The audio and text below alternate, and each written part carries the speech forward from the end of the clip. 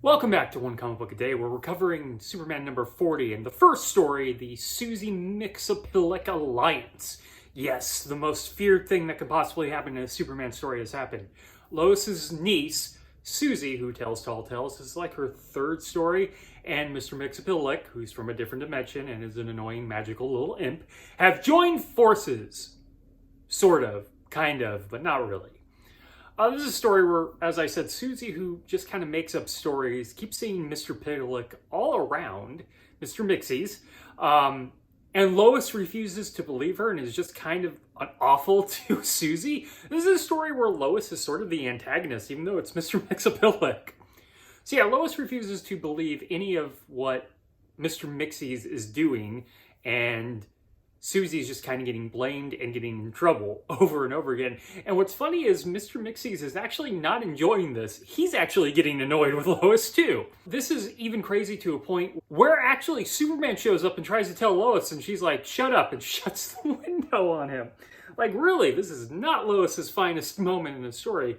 She does come around once Mr. Mxyzptltk creates a amphitheater in the sky to perform Faust, which we have to deal with the fact that Susie, who has to be between 5 and 9, knows the play Faust off the top of her head.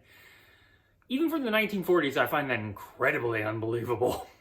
Superman eventually gets around to actually dealing with this, and as we know, Mr. Mxy is not actually the smartest character, so he challenges him to see how far he can read off signs, and of course Superman has written his name backwards on one of the signs and sending Mr. Mxyzptltk back, who really should have saw this coming as soon as this challenge was thrown at him. So this is a story. That's kind of what I have to say about it. There wasn't really an alliance. The title's a lie.